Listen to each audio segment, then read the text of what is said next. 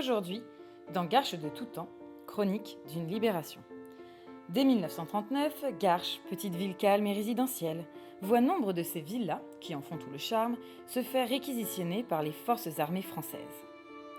Juin 1940, l'armistice, signé par le maréchal Pétain, établit les conditions d'occupation de la France. Garches se retrouve en zone occupée, et les Garchois doivent cohabiter avec une nouvelle armée. En effet, sa position géographique proche de Paris et ses grandes demeures en font un lieu de prédilection pour les officiers allemands. Une Garchoise nous raconte. Aussi, un petit peu, j'ai ma marraine, elle était veuve avec des enfants et c'était dur. Elle était infirmière à l'hôpital Raymond Poincaré. Non, je me confonds à Suresnes, à Foch. Pour se faire un petit peu de sous, le week-end, elle travaillait chez des patrons pour faire la cuisine. Et la maison avait été réquisitionnée par des Allemands, donc elle servait des Allemands. Ça lui plaisait pas trop, mais elle était obligée de le faire. Et ma maman l'accompagnait parce qu'elle était jeune et elle ne voulait pas servir. Elle voulait bien travailler à la cuisine, faire la vaisselle et tout ça, mais elle ne voulait pas servir. Et elle avait un petit garçon de 5 ans, et une fois le petit garçon s'est échappé, donc mon demi-frère s'est échappé et les Allemands l'ont vu. Ils l'ont pris et ils l'ont mis sur ses genoux. Et l'Allemand a demandé à mon frère où était son papa. Et il a répondu, il est parti tuer les Boches à la guerre. Je vous dis pas le froid que ça a fait. Et maman tremblait comme une feuille, mais il a posé l'enfant par terre et puis ça s'est terminé comme ça. Le changement de régime politique induit un changement de maire. Lucien Casse est nommé sans élection par le nouveau préfet de Seine-et-Oise. Dans sa tâche, il est secondé par Madame Bridonneau, secrétaire générale. Elle organise notamment l'approvisionnement et le rationnement. C'est pour cette bonne gestion qu'elle obtiendra la croix de la Légion d'honneur après la guerre. Le maire, lui, se fait le porte-parole des directives du régime de Vichy. Couvre-feu, interdiction de conserver des armes, interdiction de réaliser des actes de sabotage, respect de l'occupant. Les archives témoignent de la disparition des libertés en France. La cohabitation se passe sans incident notable à Garches. Si acte de résistance il y eut, que ce soit des actions individuelles ou des actions collectives, elles ne sont pas retranscrites dans les archives administratives. Toutefois, un enseignant d'histoire a évoqué au service des archives la présence d'une maison d'enfants à Garches qui aurait exfiltré des enfants juifs vers la zone libre en 1940. La source textuelle sur laquelle il se base est rédigée par une résistante et n'est évidemment pas totalement explicite. Cette femme indique être arrivée de nuit à la gare de Garches, accompagnée de 2 fillettes juives. Elles auraient marché dans la pénombre avant d'arriver à cette maison d'enfants. La directrice de l'établissement les aurait accueillies et proposé qu'une tache d'huile tombe malencontreusement sur la mention juif de leur pièce d'identité, afin de pouvoir les envoyer, sans trop de risques, en zone libre. Les informations sur leur trajet depuis la gare sont très floues et ne permettent pas de localiser avec précision l'emplacement de cette maison et donc quel était cet établissement.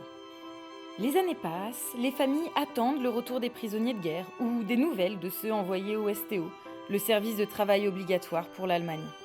Et la ville s'organise face à la possibilité de bombardement sur son territoire. Dès 1942, les cartes de la ville sont mises à jour et indiquent les postes de secours, d'incendie, d'extincteurs, mais également les postes de transformation permettant de plonger la ville dans le noir en cas de bombardement et les emplacements des alarmes sonores pour prévenir la population. À la fin de la même année, une dizaine de projets de tranchées-abris sont même envisagés dans différents points de la ville. À partir de juin 1944 et du débarquement allié en Normandie, les instructions du régime de Vichy démontrent sa fébrilité.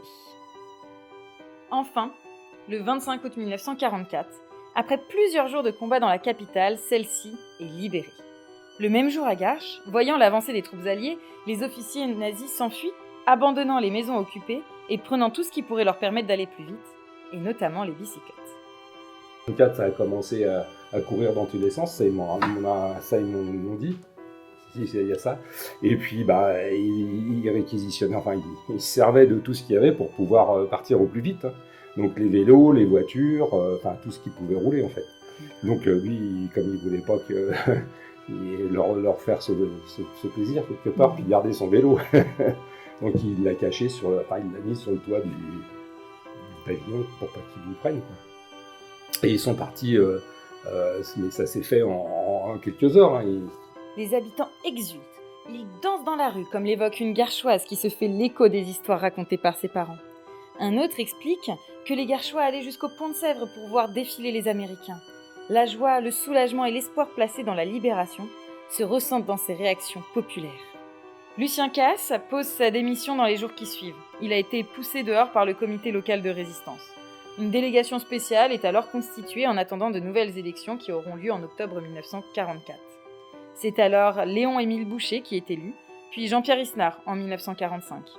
Ils ont la lourde tâche de reconstruire la ville. Alors non, pas une reconstruction matérielle, car globalement, elle a été épargnée par les bombardements. La reconstruction est plutôt psychologique et organisationnelle. Il faut réorganiser la mairie, il faut reprendre la gestion du rationnement qui va se poursuivre jusqu'au 1er décembre 1949.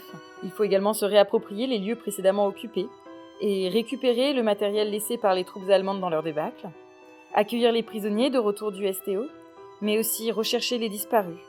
Il y a également l'organisation des hommages à rendre lors des retours des dépouilles mortuaires de ceux décédés loin de chez eux, dont le rapatriement des corps s'organise progressivement jusqu'aux années 50. Chaque année, différentes dates permettent de commémorer et de se souvenir des différents aspects de ces événements tragiques. Le dernier dimanche d'avril pour la journée de la déportation, le 27 mai pour la journée de la résistance, le 25 août pour la libération de la ville, le 8 mai pour l'armistice de 1945. Des hommages sont alors rendus par les élus devant le monument aux morts pour ne jamais oublier le sacrifice des 98 Garchois morts pour la France ou morts en déportation. Le devoir de mémoire permet de se souvenir et de chérir la liberté que l'histoire nous a offerte.